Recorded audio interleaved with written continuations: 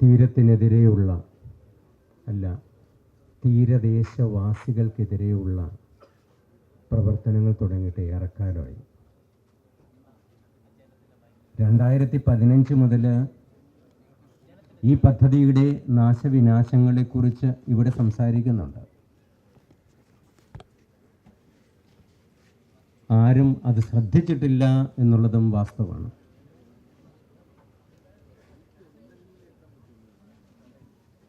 ശരിക്കും വല്ലാർപാടം പദ്ധതി,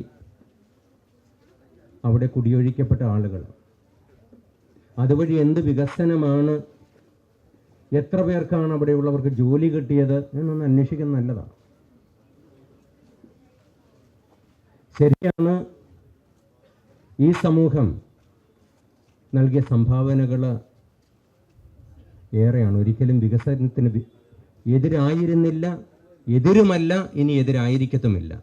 പക്ഷെ വികസനം എന്താണെന്നുള്ള ബോധ്യം സർക്കാരുകൾക്ക് ഉണ്ടാവണം. INS വിക്രാന്ത് നീരിലിറക്കിയത് വലിയ സംഭവമായിട്ട് വിവരിച്ചു. പക്ഷെ ഓർക്കണം, അത് പണിത സ്ഥലം, അതിറക്കിയ സ്ഥലം ഏത് സഭയുടെ ഏത് പള്ളി നിന്നതാണെന്ന് ചരിത്രം മറക്കരുത്. മെത്രാൻ പറഞ്ഞപ്പോൾ ആ സ്ഥലം ഒഴിഞ്ഞു കൊടുക്കണവർ സെമിത്തേരിയും പള്ളിയും അവിടെ അവരുടെ കുടികളുമൊക്കെ ഒഴിഞ്ഞു കൊടുക്കുവാൻ തയ്യാറായ ഒരു ജനത്തിൻ്റെ സ്ഥലമാണത്.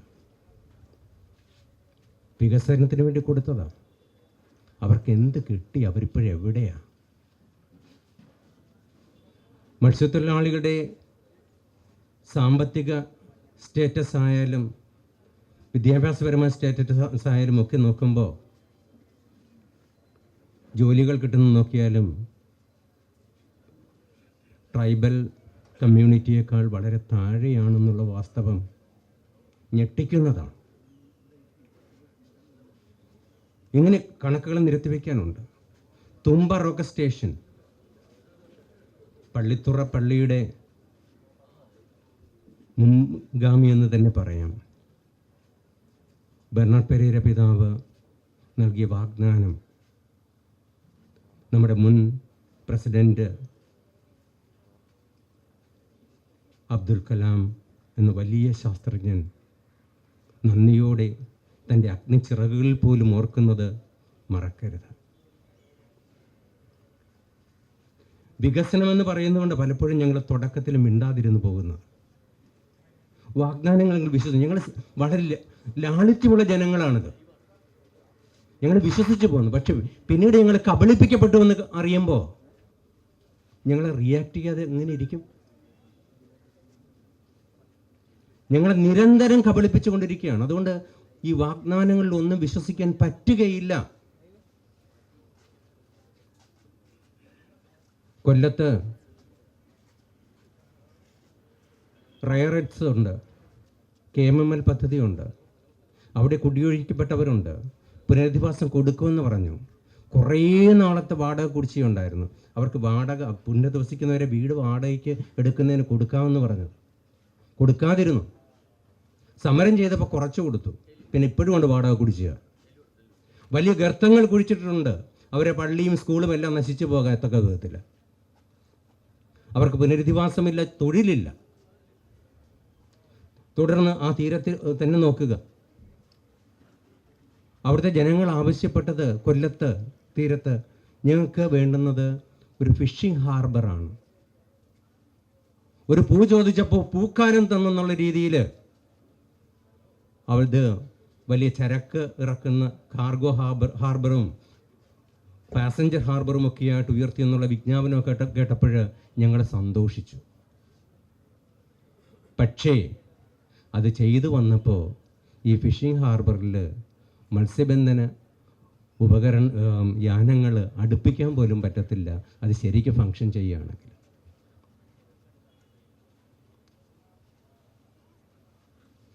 അത് തുടങ്ങിയപ്പോൾ മദ്രാസ് IIT പറഞ്ഞ ഒരു കാര്യമുണ്ട്. NIOT പറഞ്ഞ കാര്യമുണ്ട്. അതായത് പുലിമുട്ടുകൾ ഒരുമിച്ച് ഇടുകയും തെക്കും വടക്കും പുലിമുട്ടുകൾ 200 മീറ്റർ നീളത്തിൽ പുലിമുട്ടുകൾ ഇടുകയും വേണമെന്നാണ്. പക്ഷെ അത് ഒരുമിച്ച് ചെയ്തില്ല എന്നുള്ളതാണ്.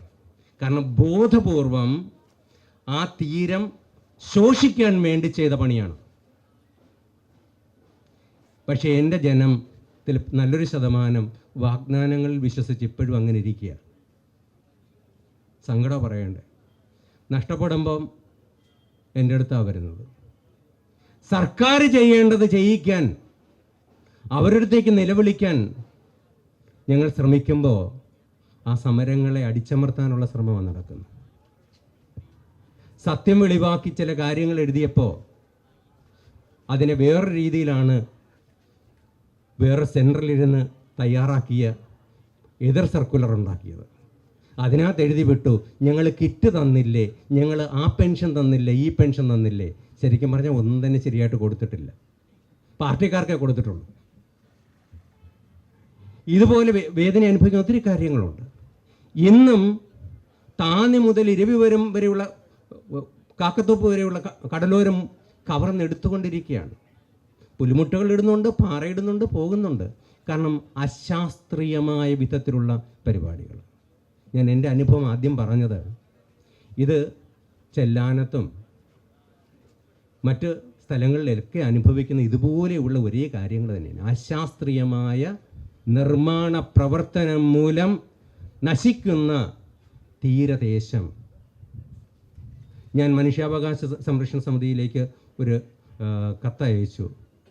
തീരത്തെ, കൊല്ലം തീരത്തെ ഒന്ന് പഠിക്കണം, അവിടുത്തെ ജനങ്ങൾ അനുഭവിക്കുന്ന യാതനകൾ, അവർക്ക് ഉള്ള പദ്ധതികളിൽ ഉള്ള ശോഷണങ്ങൾ, അതോടൊപ്പം തീരദേശ ശോഷണം വഴി ഉണ്ടാകുന്ന ജീവഹാനിയും ജീവസന്ധാരണ മാർഗങ്ങൾക്കുള്ള എതിരായിട്ടുള്ള പ്രവർത്തനങ്ങളുമൊക്കെ എനിക്ക് മറുപടി കിട്ടി.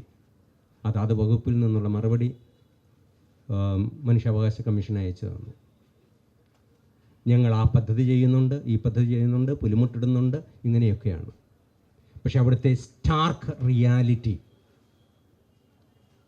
10 ലക്ഷം രൂപ തരാം, നിങ്ങൾ ഒഴിഞ്ഞു പോകണം. 10 ലക്ഷം രൂപ കൊണ്ട് അവർ മത്സ്യബന്ധനത്തിന് പോകുന്ന ആളുകൾക്ക് വളരെ ദൂരെ, അങ്ങ് നല്ലിലെ എന്ന് പറയുന്ന കുണ്ട്ര അങ്ങ് അറ്റത്താണ്, അവിടെയൊക്കെ ആ സ്ഥലം കൊടുക്കുന്നത്. അവിടുന്ന് എങ്ങനെയാണ് വരുന്നത്? ഭാര്യയും മക്കളുമൊക്കെ വിശന്ന് വരുന്ന ഭർത്താവിന് ഇട ദിവസങ്ങൾ എപ്പോഴും ആഹാരം കൊടുക്കുന്ന ജോലി കഴിഞ്ഞിട്ട് വരുമ്പോൾ. അപ്പോൾ ശരിക്കും ചിന്ത ആ ശൂന്യതയാണ് അവിടെ കാണിക്കുന്നത്.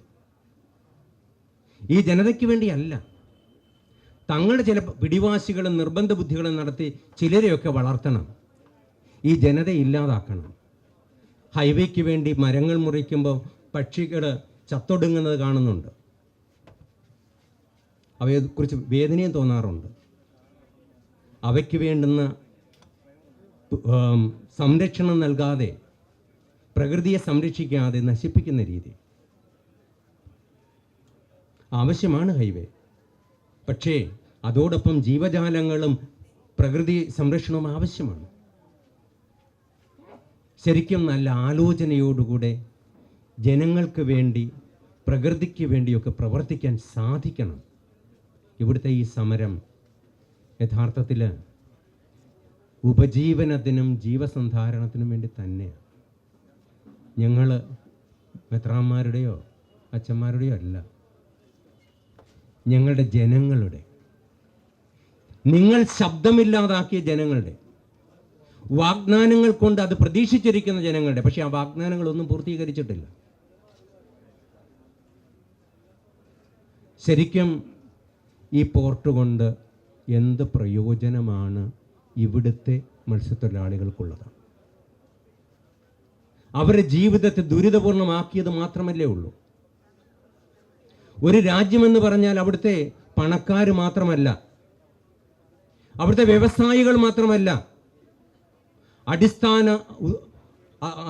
അടിസ്ഥാനപരമായി അധ്വാനിക്കുന്ന വർഗമാണ്, അടിസ്ഥാന അധ്വാന വർഗങ്ങളാണ്, തൊഴിലാളികളാണ്. അതിലേറ്റവും കൂടുതൽ വിദേശ നാണ്യം ഭാരതത്തിന് ഉണ്ടാക്കി കൊടുക്കുന്ന മത്സ്യത്തൊഴിലാളികളാണ്. പക്ഷെ അവരത് അറിയുന്നുണ്ടോ? തീർച്ചയായിട്ടും അറിയുന്നുണ്ട്, അവർക്കറിയാം. പക്ഷെ അവർ പറയുമ്പോൾ അവരെ കേൾക്കാറില്ല.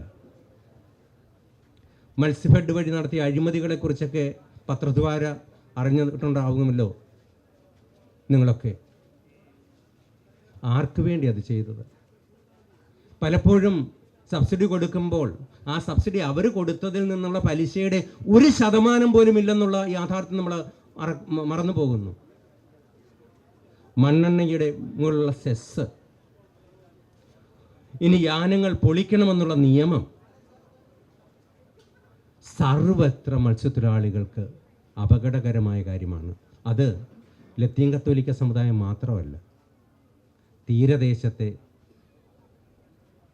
കേരള തീരത്തെ എല്ലാ മത്സ്യബന്ധന അനുബന്ധ തൊഴിലാളികൾക്കുണ്ടാകുന്ന പ്രശ്നങ്ങളാണ്. അതുകൊണ്ട് വളരെ കൃത്യമായി ഈ ജനത ആവശ്യപ്പെടുന്ന പരിഹാരം നൽകുന്നിടത്തോളം അത് പരിപൂർണമായി നൽകുമെന്നുള്ള ഉറപ്പ് കിട്ടുന്നിടത്തോളം ഈ സമരം തുടരും. ആ സമരത്തിന് ഇന്നൊരു പ്രത്യേക മാനം കൈവന്നിരിക്കുകയാണ്. ഞങ്ങൾ ഉപവാസത്തോടെ നമ്മുടെ പിതാക്കന്മാർ, നമ്മുടെ അച്ഛന്മാർ ഇവിടെ ഉണ്ട്. ഇത് വളരെ ശ്രദ്ധയോടെ ചെയ്യുന്നൊരു സംഗതിയാണ്. ഞങ്ങളുടെ സഹന സമരമാണ്. നീതി ലഭിക്കുവോളം കണ്ണ് തുറക്കാത്ത, ചെവി അടച്ചു വെച്ചിരിക്കുന്ന, കള്ളം പറയാനല്ലാതെ വേറൊന്നിനും വാ തുറക്കാത്ത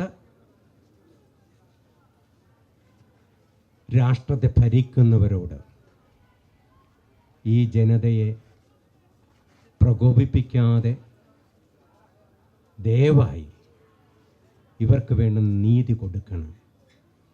നിങ്ങൾ ചെയ്യുന്ന ഡെവലപ്മെൻ്റ് എന്ന് പറയുന്നത് ഈ ജനതയെ ഇവിടെ നിന്ന് അകറ്റുകയും അവരെ ഇല്ലായ്മ ചെയ്യുകയും ചെയ്യുന്നതാണ്. ഇനിയും പറയുവാനുണ്ട്, ഞാൻ കൂടുതൽ ദീർഘിപ്പിക്കുന്നില്ല. ഞാനിവിടെ നിൽക്കുന്ന വേദനയോടുകൂടെ തന്നെയാണ്. ഈ സമരത്തിൽ ആവശ്യപ്പെടുന്ന അവകാശങ്ങളൊക്കെ തന്നെയും ഒന്നും എക്സാജറേറ്റഡ് അല്ല, ആരുടെയും പുറത്തു നിന്നുള്ള പ്രേരണ കൊണ്ടല്ല, ഞങ്ങളുടെ ആവശ്യമാണ്. ജീവിക്കാൻ ഞങ്ങൾക്കത് ആവശ്യമാണ്. അതുകൊണ്ട് തരണം എന്നാവശ്യപ്പെട്ടുകൊണ്ട് ഈ സമരത്തിൽ പങ്കെടുക്കുന്ന എല്ലാവർക്കും അഭിവാദ്യങ്ങൾ നേർന്നുകൊണ്ട് ഉപവാസ സമരത്തിൽ പങ്കെടുക്കുന്ന പിതാക്കന്മാർക്കും വൈദികർക്കും സഹോദരനുമൊക്കെ പ്രത്യേകം ആശംസകൾ നേർന്നുകൊണ്ട് എൻ്റെ വാക്കുകൾ ചുരുക്കുന്നു. നന്ദി.